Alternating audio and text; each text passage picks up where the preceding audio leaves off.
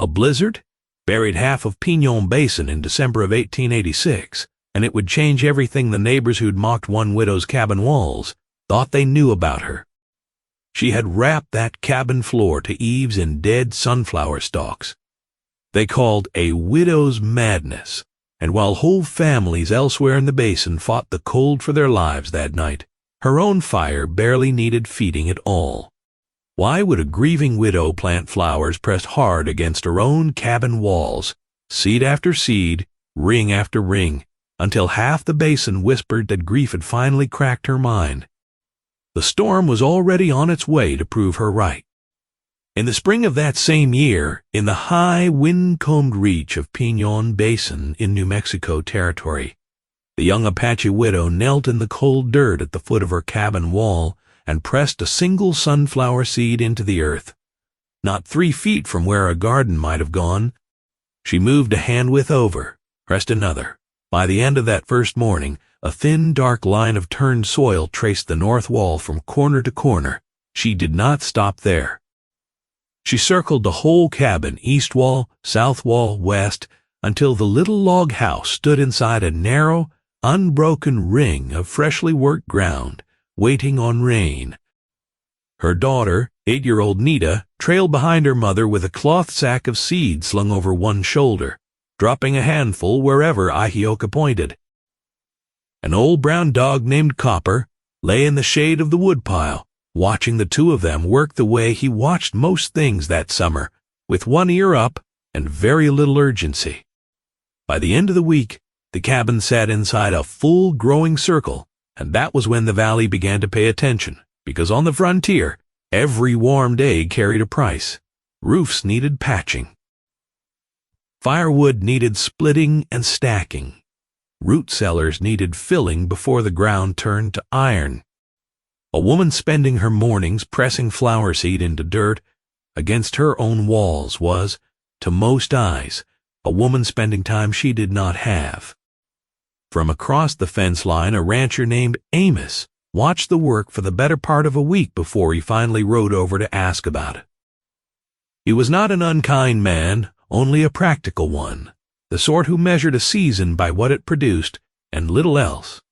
He reined up at the edge of Ahyoka's yard, nodded toward the seed line at her feet, and asked her plainly what the flowers were, for Ahyoka pressed another seed into the soil before she answered him. "For the cabin," she said. Nothing else. 4 words, no more. Amos looked at the wall, then at the dirt, then back at her, and found that her answer had explained less than his question had. He rode home, turning it over, and got nowhere with it. Amos had run cattle and a small flock of sheep on the land east of Ahyoka since before Naiche had ever built his cabin, and he had buried a wife of his own out past the north fence 3 winters back, a fact the two of them had never once spoken of directly, though it sat between them all the same. He was not a cruel man, and he had never joined in the worst of the trading post jokes at Ahyoka's expense, though he had laughed along more than once, the easy kind of laugh a man gives when he hasn't yet decided whether a thing deserves his serious attention. That spring the sunflower rose were to him simply one more curiosity in a life that did not have much room left over for curiosity. Ahyoka had come to that homestead the way most women in Piñon Basin came to theirs, by marriage, and had stayed on it after her husband's death the way far fewer of them did, by her own deliberate choice, when more than one neighbor quietly expected her to move on to family elsewhere within the year. She was Jicarilla by birth, raised in the high, broken country north of the basin before her family's band had drifted south toward better grazing, and when she married Naiche, a quiet, capable man who ran a small string of horses along the creek bottom, the two of them had built this cabin together with their own hands, log by log. Before Nita was ever born, some of the basin's settler families kept a careful distance from her even now, 5 winters after Naiche's death. Polite enough at the trading post, but never quite warm, the way people often are with a neighbor they have decided they do not fully understand. Ahyoka had long since stopped expecting warmth from most of them. She expected the ground to hold seed, the wood to hold fire, and the winter to come, regardless of anyone's opinion of her, and she built her life around those three things instead. The talk reached the trading post first, then the little clapboard church, then the sawmill, where men waited out long afternoons for lumber orders and filled the waiting with each other's business. Before the month was out, the place had a name. Folks called it the Widow's Folly, and it stuck the way an unkind nickname always sticks, easier than it should. A trader named Dade Finch, who held much of the basin's winter credit on his books, called the whole project a waste of good growing weather in front of half a dozen customers. A carpenter named Silas Bragg, who had raised cabins from the Sangre de Cristo foothills clear down into the Texas Panhandle, laughed outright when he heard about it. "Flowers don't stop winter," he said, and most everyone within earshot agreed with him. Ahyoka heard the nickname same as anyone. The basin was too small for a joke not to travel. She said nothing back, corrected no one, offered no explanation beyond the 4 words she had already given Amos, and kept working the rows week after week, regardless of who was watching. The silence only deepened the mystery. And under the laughter, here and there, a few people found themselves wondering, quietly, whether the widow knew something the rest of them did not. Piñon Basin itself was not an easy place to make a living.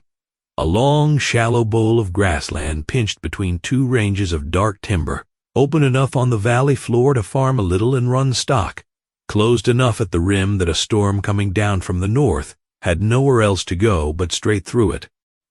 The families who had settled there in the years after the war had built the way most frontier families built, fast and practical, log walls chinked with mud and moss, roofs steep enough to shed snow, stoves sized for an ordinary bad winter, and not much worse.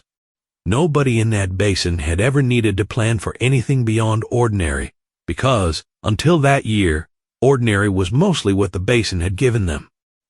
Stay through to the blizzard to see if her wall really holds, and if you want more frontier stories like hers, tap Join beside the channel name and become a member. It helps us keep telling them. The talk kept moving through June, but very little changed on Ahyoka's small homestead. A worn wool coat still hung on its peg behind the cabin door. An old iron axe still leaned in its familiar corner by the stove, exactly where it had rested since Naiche failed to come home out of a whiteout 5 winters before, caught between 2 line camps in a storm that swallowed the trail whole. Some evenings Copper curled up beside the empty chair that had once been Naiche's nose toward the door, as if a familiar pair of boots might still cross the threshold. One night, with the last light draining out of the basin, Nita stood at the window studying the young sunflower shoots outside, and asked her mother, quietly, whether her father would have liked the flowers.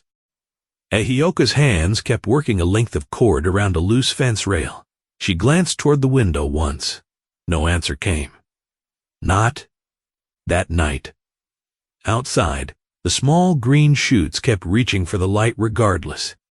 The idea behind them had not started in this basin, and it had not started with Ahyoka, either. It had come down to her from her own grandmother, a Jicarilla elder, who had spent her whole life in high, cold country before Ahyoka was ever born. Country where a bad winter did not ask permission before it arrived. Long before Ahyoka married Mayach and moved her life to this valley, her grandmother had shown her how the old bands built against the worst months, dried stalks and brush stacked thick around a dwelling's outer skin, packed close enough to break the wind, but loose enough to breathe. A method passed hand to hand for longer than anyone in the basin's little church could have traced their own family names. Ahyoka remembered those winters as a girl, remembered the smell of dried brush warming faintly in the last of the afternoon sun, remembered her grandmother's hands, cracked and sure working cord around a bundle of stalk, with the same patience she brought to grinding corn. Nothing about the work had ever looked urgent. That Ahyoka came to understand much later was the whole point of it. A wall built in a panic was a wall built wrong. A wall built slowly all summer long, had time to become strong without anyone noticing the exact moment it happened. Her grandmother had never called it a lesson while she taught it. She simply worked and talked while she worked, and one sentence from those afternoons had stayed lodged in Ahyoka ever since. "The cold hunts walls," she used to say. "Give it something else to find first."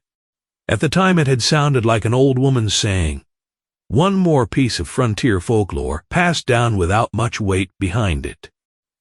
Years later, standing beside her own cabin with winter always waiting somewhere past the ridgeline, Ahyoka understood exactly what her grandmother had been describing. Not a superstition, a system. One that had outlasted more winters than anyone left in Piñon Basin had ever lived through, tested on higher, colder ground than this basin had ever seen, long before a single log cabin stood anywhere near it. By August, the sunflowers stood tall enough to catch the eye of every wagon that passed on the basin road, bright gold heads turning slow through the day. Then the wind came down off the western ridge one afternoon with the sudden violence that country was known for. Dust rolled across the flats in sheets. Loose boards on the barn rattled loose entirely. A stretch of fence near the creek went down flat. When the gusts finally eased, close to half of the western sunflower row lay flattened in the dirt. Stalks snapped and scattered like fallen spears across the ground. Silas Bragg happened to be riding past when he saw it, and he studied the wreckage for a moment before shaking his head. "Told you," he said to no one in particular, and rode on. The news traveled almost as fast as the storm itself had. Some folks assumed the whole experiment had run its course right there. Others simply waited for the next hard wind to finish what this one had started. What they got instead, the very next morning, was a different sight altogether. Ahyoka was already outside before the sun cleared the ridge, working her way down the ruined row, stalk by stalk. Some she straightened and restaked, others she pulled and replaced outright. New support stakes went into the western ground, driven deep, and fresh cord ran between the rows, now tying them together so the whole line would share the pressure the next time the wind came looking for a weak point. The work took the better part of a week. Nita learned to knot cord that week too, her small fingers slow and clumsy at first against the tough dried fiber, then steadier by the third day, until her mother let her tie off whole sections on her own without checking behind her. Copper spent most of those days circling the young plants, nosing stray goats and sheep away whenever they wandered too close to the tender stalks. By the time the row stood again, it was not quite the same row it had been before. In some ways it was stronger. Amos noticed that much riding past on his way to check his own fence line. So did Silas Bragg, though neither man said so out loud. But the first real test had already proven something quietly, to anyone paying attention. The widow's plan could take damage, it could bend under real weight, and it could be rebuilt stronger than before without ever being abandoned. The collapse of the western row gave Silas Bragg his opening, and a few days later he took it, stopping his horse at the edge of Ahyoka's yard while she worked cord along the north wall. He rested an arm on his saddle horn and studied the growing ring of stalks. A long moment before he spoke. He had built better than 24 cabins across 2 territories in his time, some of them still standing, a few of them survivors of winters, harsh enough to become stories men told at the trading post. People listened when Silas talked about wood, and he knew it. "You're building yourself trouble," he told her. "Those stalks will hold moisture right up against your logs. Moisture turns to rot. Rot turns into repairs you can't afford come spring." Then his eyes dropped lower, toward the base of the wall. "And then come the mice. They always come. Give 'em cover like that, and they'll move in before the first real snow." It was not an unreasonable argument, and Silas Bragg was not an unreasonable man. Every rancher within 60 miles knew that damp wood eventually failed. Every family in the basin had fought rodents at one time or another. Amos, standing nearby that afternoon, found himself agreeing with nearly every word out of the carpenter's mouth. "Wood needs to breathe," Silas said, stepping closer to the wall. For the first time since she had started, Ahyoka paused, looked over the row she had spent months building, and then looked at the cabin itself behind it. A breeze moved through the dry leaves. Somewhere behind the house, Copper barked once at a wandering sheep. Silas waited for an answer. What he got instead was Ahyoka turning back to her cord and her stakes, saying nothing further. To him, the silence read less like confidence than plain stubbornness, and he rode home more certain than ever that winter would settle the argument for him, one way or another. He mentioned the conversation to 2 other ranchers before the week was out, and both agreed with him readily, the way men often agree with an argument that cost them nothing to believe. None of them had built anything against a wall the way Ahyoka had. None of them had ever tried. It was easier always to be certain about a method you had never once attempted yourself. September brought colder mornings and shorter light. The bright gold heads that had drawn every wagon's attention through the summer began to bow under the weight of their own ripening seed. The green in the leaves dulled toward brown, and the stalks hardened by the day. For Ahyoka, this was where the real work began. She harvested part of the seed crop and stored it in cloth sacks against next spring's planting. The rest she left standing, because every stalk now had a second purpose waiting for it. Over the following weeks, the cabin began to disappear behind bundles of dried sunflower stalk, tied together with cord and pressed flush against the outer log walls. Thick stems formed the base of the layer. Smaller stalks packed the gaps between them. Broad, empty seed heads were woven into open spaces, the way a stonemason fits rubble into a wall he means to last. Nita spent whole afternoons hauling armloads of dried plant material from the drying rack to whichever side of the cabin her mother was working, and Copper trailed the girl everywhere the work moved. Some evenings the girl asked why the layer needed to be so thick, why one bundle wasn't simply stacked on top of the last without all the careful weaving between them, and Ahyoka would stop long enough to show her, pulling a section apart with her hands so Nita could see the countless small gaps hidden inside it, pockets of air no bigger than a fist. Hundreds of them all through the wall. Those, Ahyoka told her, were doing more work than the stalks themselves. By October, the north wall had all but vanished under a dense skin of stalk, leaf, fiber, and trapped air. Then a new problem turned up. One cool morning, Nita noticed movement low along the western wall, mice, several of them, already working a nest into the outer layer of the skin. It was exactly the trouble Silas Bragg had promised her mother would find. Ahyoka examined the damage without flinching from it, pulled the sections apart by hand, exposed the nesting, and lost the better part of an afternoon undoing her own work. The next day she came back with armfuls of dried sagebrush and sweetgrass gathered from the open ground beyond the creek, and she packed the fragrant bundles into the most vulnerable pockets of the wall, heaviest near the foundation, where the mice liked to travel. Within days, the signs of nesting grew hard to find. A week later, they were gone altogether.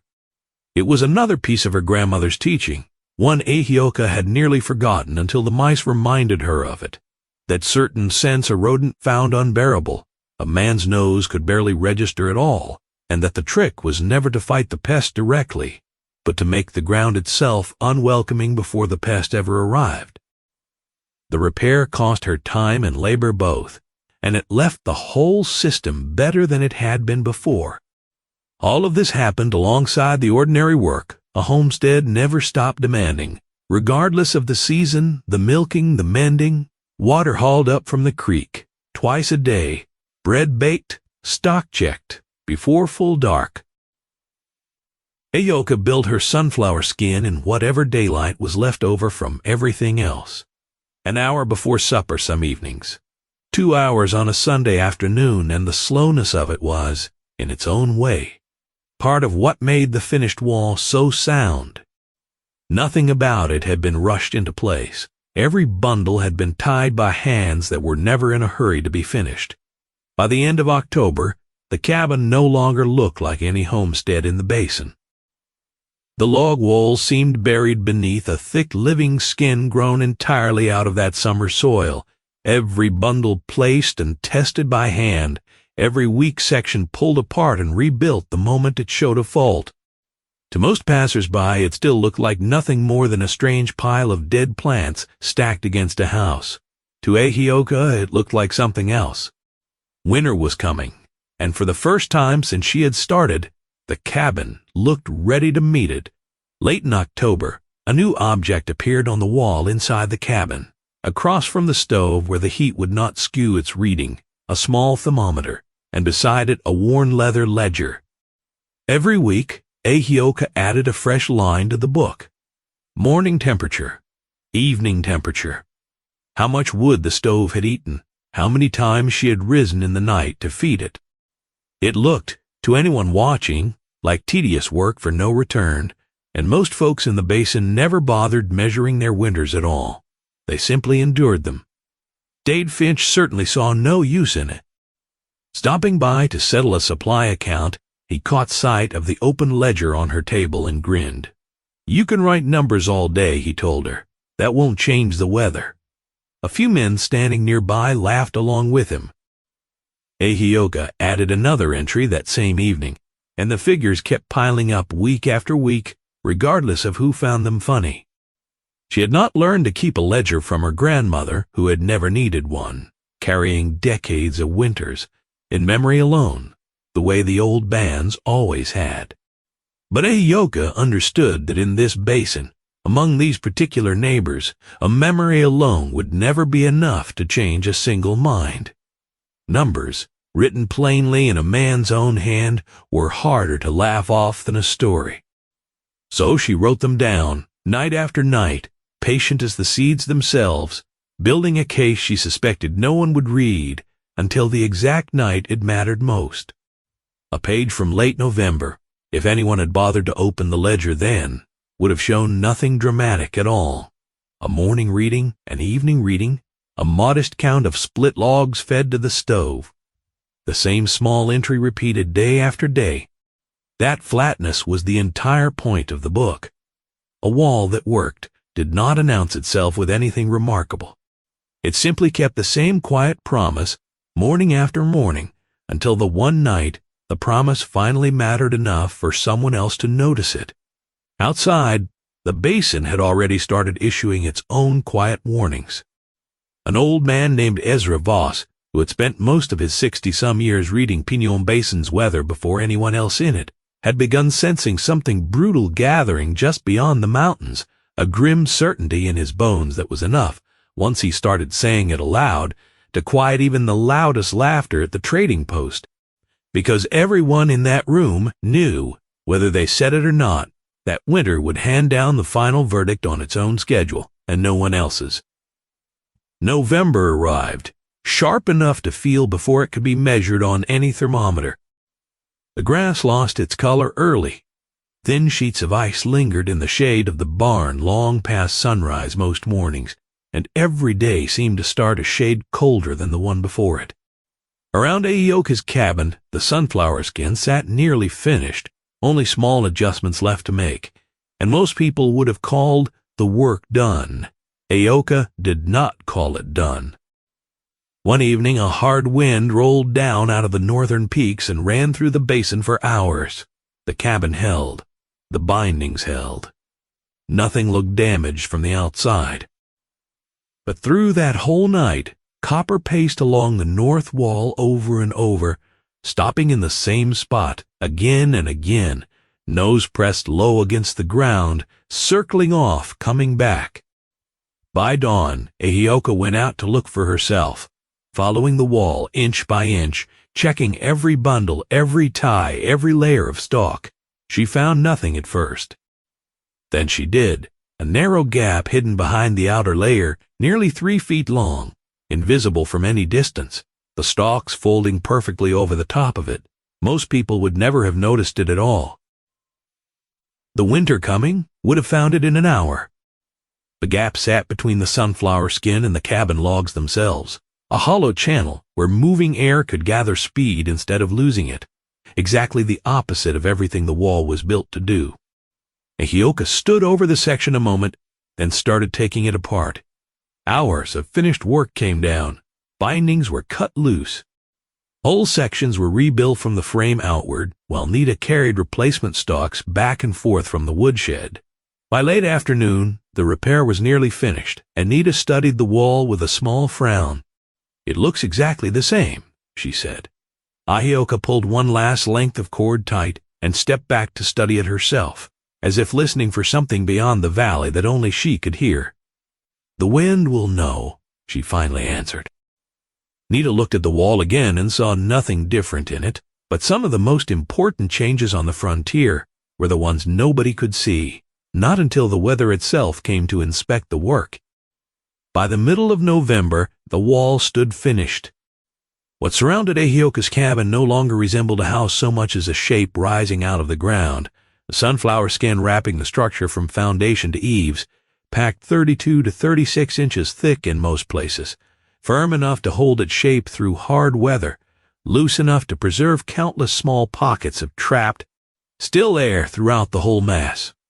That looseness mattered more than the thickness did. The goal had never been a solid barrier. Solid barriers only carried the cold straight through them. Still air resisted it. Every stalk, every dried leaf, every seed head added one more turn to a maze that would break a moving current apart long before it ever reached the logs underneath. From the road, the cabin's original walls had all but disappeared behind the skin. Only the stone chimney stood fully clear. A narrow doorway broke the outline, and a few small window openings still showed through the woven layers. Silas Bragg rode past one afternoon and slowed his horse to study it, shaking his head slowly. Years of cabin building had taught him nothing that made sense of what he was looking at. Later that same week, Dade Finch got his first good look at the finished project and laughed loud enough that half the trading post heard it clear through the open door. "She's turned her whole cabin into the biggest haystack in the territory," he said, and the joke traveled the basin inside of a day. Ahyoka stood at the north wall, tightening one last cord while the laughter carried across the cold air toward her. She heard it. Nita heard it too. Neither one answered it.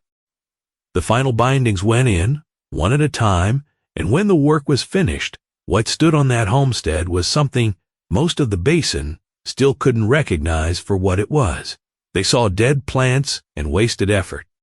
What actually stood there was a second wall, and winter was only weeks away from deciding, once and for all, whether that wall meant anything.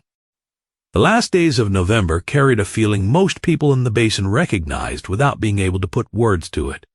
Winter wasn't approaching anymore. It was gathering. Ezra Voss spent more time studying the northern sky than talking about it, and what he saw up there kept pulling his attention back, no matter how he tried to ignore it.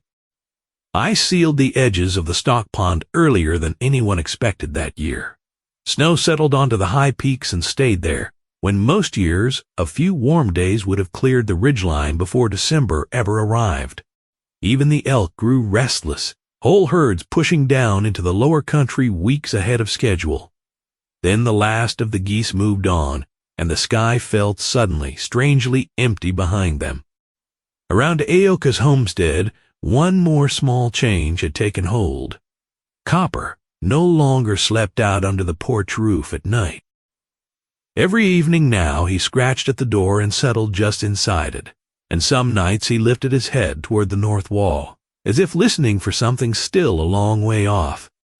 Ezra Voss had outlived 2 wives and buried more neighbors than most men in the basin cared to count, and in 50 years of reading sky and stock and the particular color grass turned before a hard freeze, he had rarely been wrong about a coming winter by more than a week either way. When Ezra spoke plainly about weather, ranchers listened the way they listened to no one else in the basin, not the trader, not the carpenter, not even the little circuit preacher who came through twice a year. So when word passed that Ezra had ridden out to look over the widow's strange wall himself, more than a few people in the basin noticed and waited to hear what he'd say about it. One cold afternoon, Ezra rode out to the cabin himself, dismounted slow, and walked the full circle of the structure without saying much of anything. His eyes moved over the bindings, the thickness of the skin, the careful gap it kept from the logs beneath. For the first time since the whole project began, a man with real standing in that basin looked over the sunflower wall without a trace of a joke behind his eyes. He stopped near the doorway at last. "Who taught you that?" he asked her. "My grandmother Ahyoka told him." Ezra nodded once, said nothing more, no lecture, no praise either, and turned his gaze north toward the mountains already hidden behind a curtain of gray. He climbed back into the saddle and rode off without looking back. But the question itself carried weight all the way down the valley, because a man who understood storms as well as Ezra Voss did had just looked over that strange wall carefully and hadn't laughed once. December 14th, 1886 began quiet. By noon, the quiet was gone. The temperature dropped 33 degrees in a handful of hours. Cold air pouring down out of the north and driving everything ahead of it in retreat. Ranch hands hurried stock toward whatever shelter they had. Wagons vanished off the roads. Doors were barred, windows checked one last time. Then the wind arrived, hard, fast, and it did not let up. Within the hour it was blowing better than 62 miles an hour, gust pushing past 76. Snow did not drift down out of the sky that day, came sideways in white sheets that erased distance itself. Fence lines vanished first, then barns, then whole homesteads swallowed whole. By late afternoon visibility had dropped to a few yards in places, close enough that a person standing outside could barely see past their own outstretched arm. The storm kept building all through the night. A livestock shed lost its door somewhere down the valley. A roof peeled clean off another barn. More than one rancher later swore they heard timber crack under the strain of the wind, a sound rolling across the basin like a freight train tearing through the dark, and it never once let up, never once weakened. Hour after hour it pressed against every wall in its path. Inside the homes scattered across Piñon Basin, conversations grew short. People fed their stoves, checked their walls, looked toward windows already buried under driven snow, and waited. Ezra Voss had warned them winter was coming hard. Even he hadn't predicted this. Every argument, every joke, every doubt anyone had voiced through that whole long summer was about to stand in front of the same judge, and nature never once negotiated its verdicts. At Amos's homestead, the lesson arrived fast. The wind found every weakness the cabin had grown over the years, without anyone noticing a crack beneath the front door. Chinking that had shrunk during the summer heat, a narrow gap near one window frame that had never mattered until tonight. Alone, each gap was nothing. Together, they became a steady invasion. As darkness settled in, thin white frost lines crept along the interior logs on the north side, and by midnight patches of ice had spread across the wood nearest that wall. The stove burned without pause. Still, the thermometer wouldn't climb past 42 degrees. Amos kept feeding the firebox. His wife piled on blankets. Their youngest boy slept under 3 layers and still curled tight against the cold. Every few hours, Amos checked the woodpile stacked inside, and it was shrinking faster than he liked, with no sign the storm meant to let up any time soon. Somewhere past 2 in the morning, his wife asked him quietly whether the wood would last until light. He didn't answer her right away. He was already doing the arithmetic in his head, counting logs against hours, and not liking the number he kept arriving at. Outside, the wind found the same gap near the window frame it had found an hour before, and the same hour before that, worrying at it the way a dog worries at a loose board, patient and relentless, until the thin whistle of moving air became just one more sound. A quarter-mile off, another cabin faced the same wind, the same snow, the very same night, and the experience inside could not have been more different. The roar of the blizzard still reached Ahyoka's homestead, but it arrived, softened somehow, stripped of its sharpest edge, as if the storm were happening on the far side of something thick instead of directly against the walls. Copper slept beside the stove with one ear folded over. Nita sat at the table reading by lamplight, turning a page every so often, nothing in her manner suggesting a child riding out a siege. The thermometer on the wall told its own story that night, 61 degrees. Ahyoka checked it twice through the evening and watched it barely move. The stove worked at its ordinary pace. No frantic feeding, no desperate adjustments. While the wind hurled itself across the whole basin, she opened her ledger by lamplight and added another line. Temperature, wood, time, simple figures, plainly stated. 2 households, 2 thermometers, 2 very different verdicts being written down that same night, and for the first time since the seeds went into the ground that spring, the numbers were finally starting to answer the question the whole basin had been asking her since April. Sometime past midnight, while most of the valley fought to hold the cold back, Ahyoka cracked the cabin door just far enough to study the north wall. The wind hit her immediately, snow swirling hard even from the threshold, but the wall itself stood steady under it.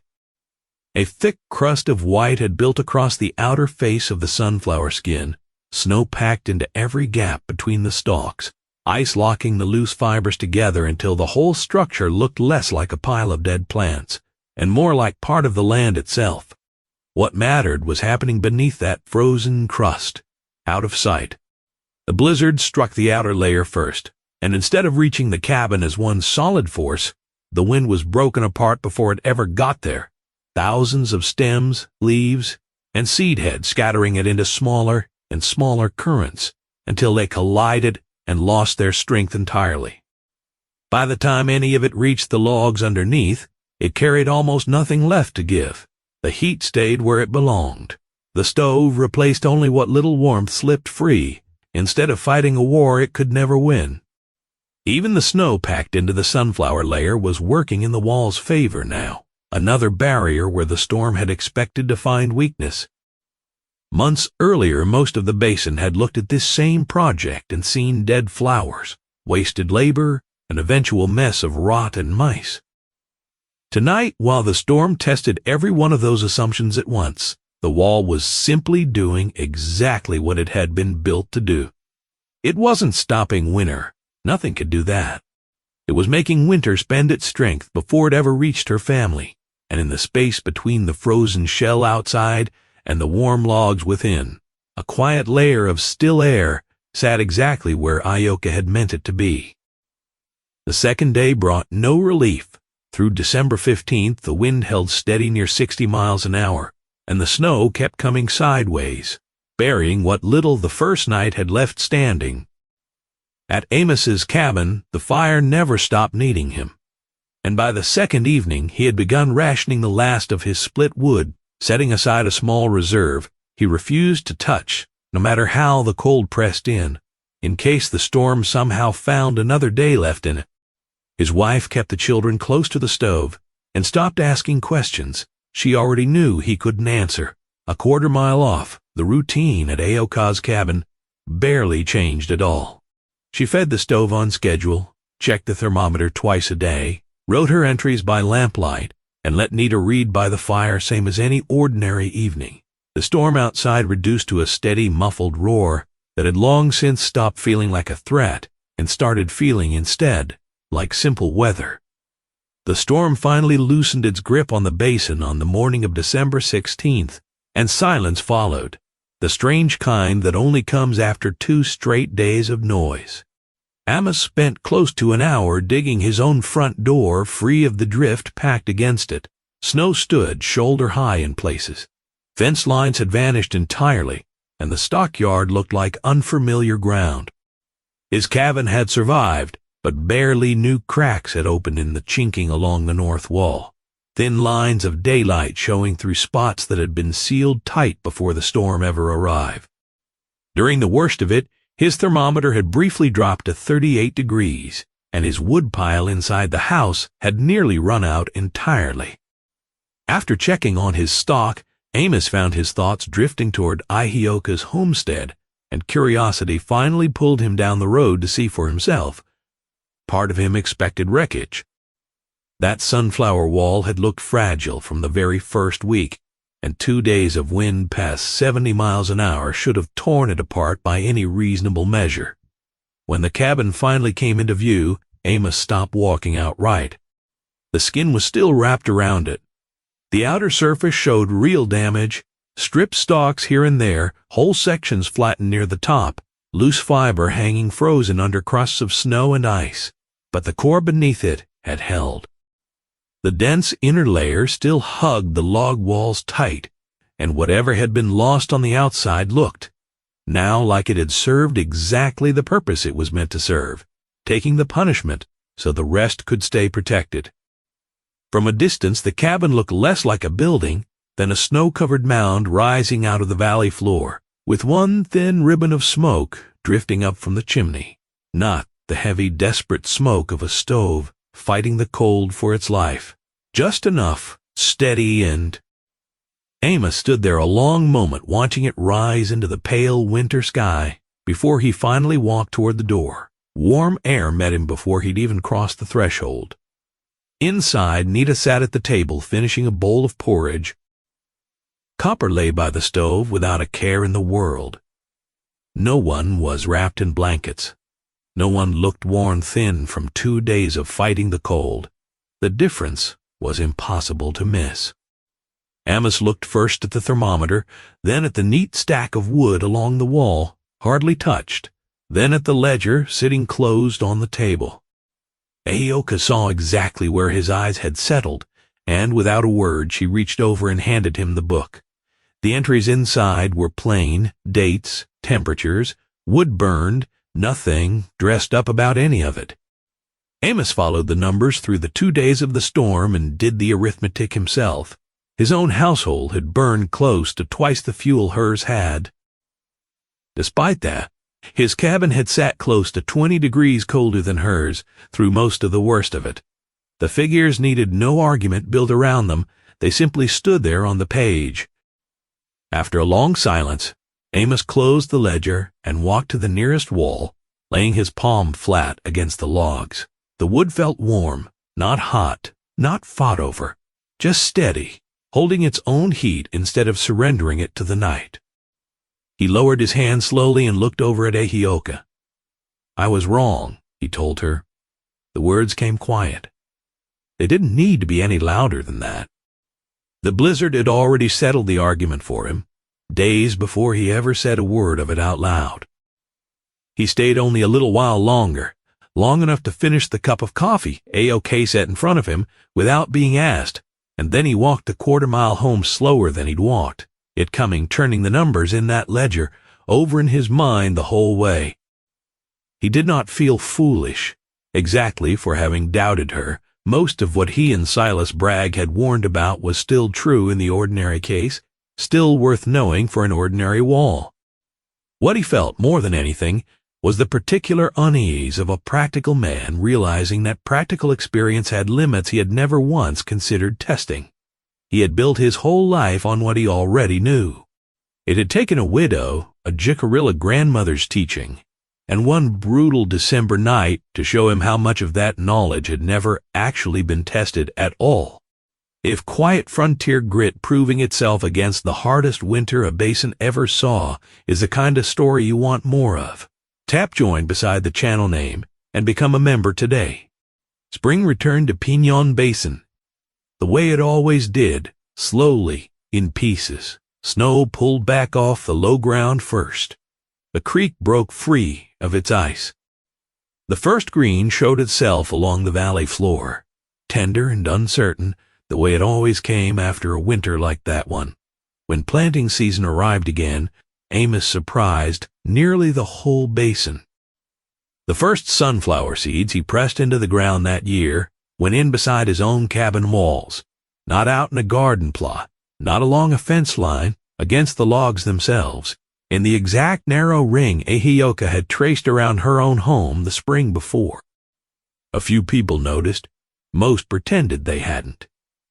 By midsummer, 3 more families had followed his lead. The year after that, 7 more did. Nothing had changed because anyone won an argument. It changed because winter had delivered a result nobody in that basin could argue with twice. More than one family that second spring walked out to Ahyoka's cabin themselves, awkward and a little embarrassed, to ask her to show them how the binding was done, how thick the layer needed to run, where the sagebrush went, and how much of it. She showed every one of them patiently, the same way her grandmother had once shown her, never once mentioning the nickname, never once asking for anything back beyond their attention while she worked. Silas Bragg never once admitted his warnings had been unreasonable, and in fairness, many of them hadn't been. Instead, the carpenter did what good craftsmen tend to do when the evidence turns against their first opinion. He studied the problem properly, tested different ways of binding the stalks, measured his own spacing, and eventually built methods of his own worth teaching to others. Dade Finch stopped making his jokes. The subject slowly faded out of conversation at the trading post, the way most ideas do once they stop being a punchline and start being simply useful. Over time, the basin found a new name for Ahyoka's place. Nobody called it the Widow's Folly anymore. It became, in time, the Flower Wall, and the new name held. Years passed the way they do out on that kind of country. Nita grew from a girl who carried seed sacks into a young woman with a homestead's worth of her own quiet knowledge, the kind that came from watching a single method get tested, refined, and proven true winter after winter until it stopped being an experiment and simply became how things were done.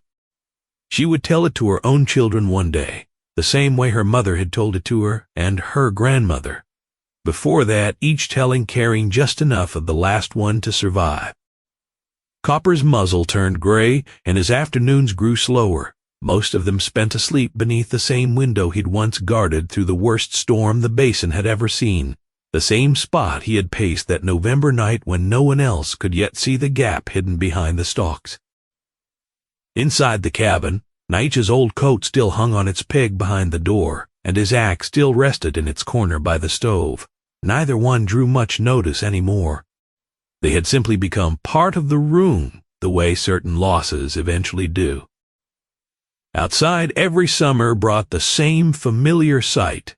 Now rings of sunflowers circling cabins all across Piñon Basin, homesteads that had never once considered the practice before the winter of 1886 taught them otherwise. Children grew up assuming the golden rings had always been there. New families arriving in the valley copied the pattern without ever learning whose idea it had first been. The knowledge had outlived the argument that once surrounded it, the way most useful knowledge eventually does. People forget the laughter first. They forget the doubts not long after. What survives is whatever actually worked, a layer of dried stalk, a pocket of trapped still air, a lesson carried down from one generation into the next, exactly the way Ahyoka's grandmother had once carried it to her. She never forgot the winter it started, nor the year the basin finally stopped laughing and started asking. She would tell that part too when the time came, so that whoever heard it after her would understand that the wall had not appeared out of nowhere. It had been built one seed, one cord, one long, and doubted summer at a time, by a woman who had never once needed anyone else's belief to keep working. And somewhere beyond every ridge in that country, another winter was always gathering, waiting its turn. When it finally arrived, the wind went looking for walls, the same way it always had. By then, a good many of those walls in Piñon Basin had already learned a simple truth the hard way, that the strongest protection rarely looks like the strongest choice at first glance. Sometimes it looks like an old woman saying, half forgotten. Sometimes it looks like a field of flowers pressed too close to a cabin wall for anyone's comfort. And sometimes the only judge whose opinion ever really mattered is the season that eventually comes uninvited to test the work for itself.